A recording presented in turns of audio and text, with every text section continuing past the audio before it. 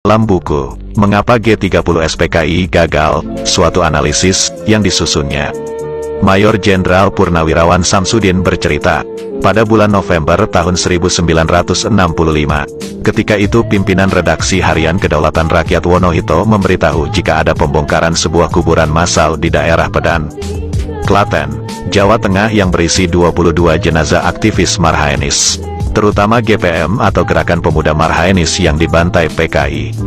Maijen Samsudin Adaka Purnawirawan TNI yang sempat berdinas di RPKAD atau sekarang bernama Kopassus. Sampai akhirnya Samsudin pun melihat langsung bukti kekejian orang-orang PKI dalam membunuh lawan politiknya. Melihat para korban yang dibunuh orang-orang PKI ini, bulu kuduk Samsudin sampai berdiri. Menurut Samsudin, para korban yang dibunuh orang PKI ini terlebih dahulu dipasangi sepasang paku rel kereta api di kepala masing-masing. Lalu diberi tulisan, Banteng ko ora duwe sungu, atau Banteng ko tidak punya tanduk. Ketika itu, pasca peristiwa G30 SPKI yang kemudian diikuti dengan berbagai aksi pembantaian massal membuat Bung Karno, Presiden Indonesia saat itu masyhur. Dalam setiap acara, dia selalu menyinggung soal aksi saling bunuh antar sesama anak bangsa.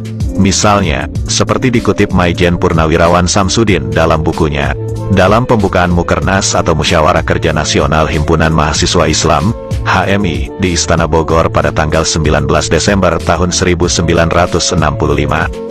Presiden Soekarno berkata, jenazah-jenazah pemuda rakyat, BTI, orang PKI atau simpatisan PKI disembelih, dibunuh kemudian dibiarkan di pinggir jalan, di bawah pohon, dihanyutkan dan tidak ada yang mengurusnya. Namun yang membuat Samsudin kecewa, Bung Karno tidak pernah menyebut-nyebut kejadian pembantaian aktivis PNI atau Marhen di daerah Pedan, Klaten, Jawa Tengah, padahal aktivis Marhen adalah pembela setianya.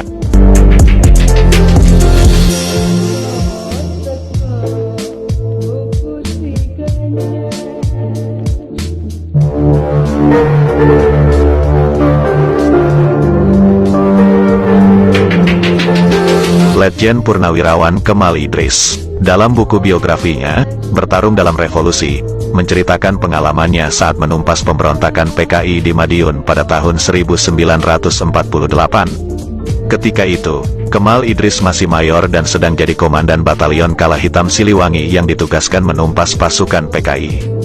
Ketika terlibat dalam operasi penumpasan pemberontakan PKI di Madiun, Kemal Idris melihat langsung bukti kekejaman orang-orang PKI terhadap musuh-musuhnya. Jika ingat pembantaian PKI bulu kuduk, Kemal Idris selalu merinding. Dia tak menyangka akan ada pembantaian di luar batas kemanusiaan.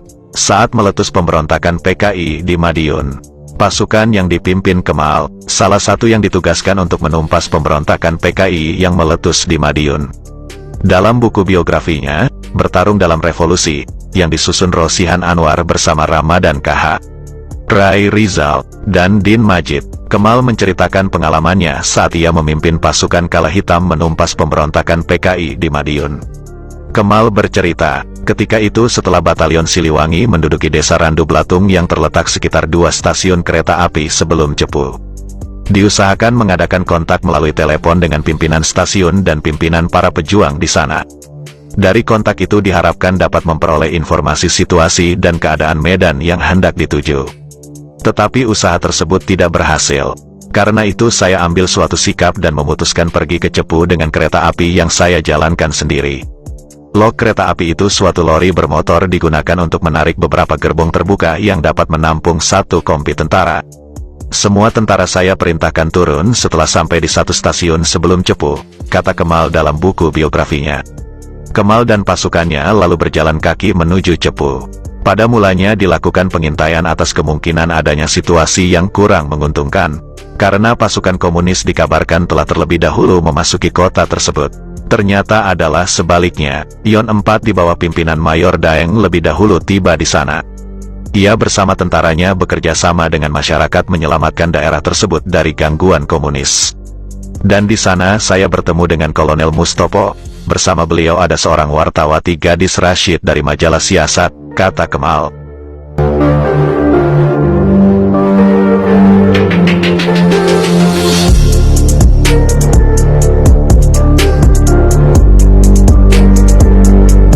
Di Cepu, kata Kemal, Kolonel Mustopo, Mayor Daeng dan dirinya mengadakan pertemuan, membicarakan langkah-langkah yang ditempuh selanjutnya.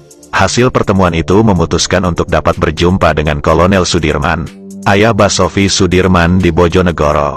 Bahkan yang lebih penting lagi adalah Kala Hitam dan pasukan Yon Daeng dipercayakan melakukan serangan terhadap kota Blora. Hanya saja Kala Hitam menempuh jalan melalui Randu Blatung, sedang pasukan pimpinan Mayor Daeng melalui Cepu. Kala Hitam menyelusuri arah selatan. Dalam perjalanan saya mengamati keadaan, banyak saya lihat dan temukan tempat-tempat pembantaian orang yang dilakukan oleh komunis.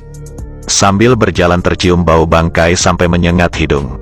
Pencarian dilakukan dan ternyata yang bau itu adalah bangkai manusia yang telah dibunuh dan dipotong-potong oleh kelompok komunis, kata Kemal mengingat kembali peristiwa yang mengerikan itu.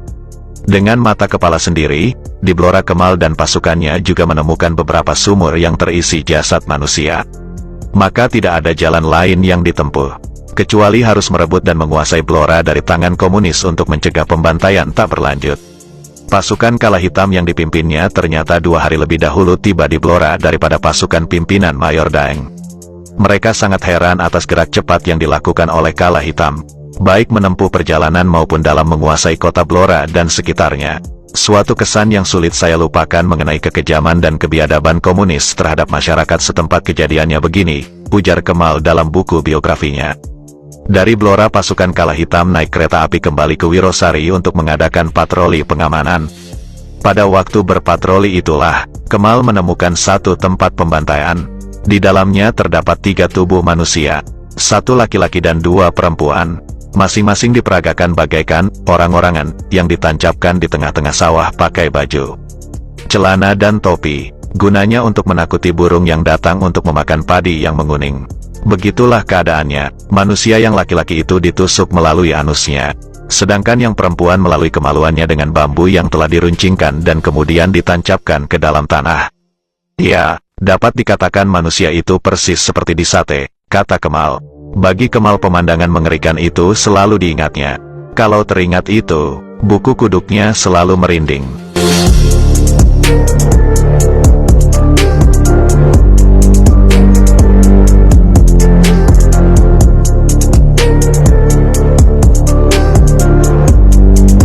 Setelah Blora dikuasai, pasukan Kala Hitam diperintahkan menggempur Pati. Karena itu Kemal menginstruksikan kepada pasukannya untuk melakukan serangan itu harus melalui Gunung Kapur. Sementara Kosasi beserta tentaranya dari Wirosari harus menyerang Kudus. Pasukan Kala Hitam yang dipimpinnya tidak mendapat perlawanan yang berarti ketika hendak menguasai Pati. Tentara komunis yang dipimpin oleh Purnowi menyerah tanpa syarat. Semua senjatanya disita, karena itu Pati dengan mudah dapat dikuasai. Semua tawanan yang ada dalam penjara Pati, termasuk seorang Belanda, Prinsen namanya, ikut dibebaskan. Di Cepu saya bertemu dengan Mustopo, kata Kemal. Kemal dan Mustopo sepakat menyerang Blora dari selatan. Pasukan Kemal dan pasukan yang dipimpin Mustopo kemudian melakukan penangkapan terhadap warok-warok atau orang yang dikenal kebal dan jagoan berkelahi yang dianggap simpatisan PKI. Menurut Kemal, Mustopo ini dikenal keras ketika menangani orang-orang komunis. Dia tidak segan menembak orang komunis. Melihat itu Kemal memperingatkan Mustopo agar jangan berlaku keras. Mustopo, siapa yang jadi komandan gerakan ini? Tanya Kemal kepada Mustopo. Kamu, jawab Mustopo. Kalau saya yang menjadi komandan, saya tidak ingin cara pembunuhan tawanan seperti ini, kata Kemal kepada Mustopo. Bagaimana saya harus menahan anak buah saya agar tidak membunuh, jawab Mustopo. Ini kan bukan contoh yang baik. Saya tidak mau ini terjadi lagi, ujar Kemal lagi. Oke, jawab Mustopo sambil berlalu dari hadapan Kemal. Di Pati, pasukan Kemal bertemu dengan divisi Ronggolawe yang dipimpin oleh Jati Kusumo. Kemal juga bertemu dengan Kapten Ali Said dan abangnya, Muhammad Said. Kami kemudian memeriksa PKI yang tertangkap melalui satu komisi yang diketuai oleh perwira CPM Sabur. Berdasarkan hasil pemeriksaan ada 4 benggol PKI yang harus dihukum mati, kata Kemal.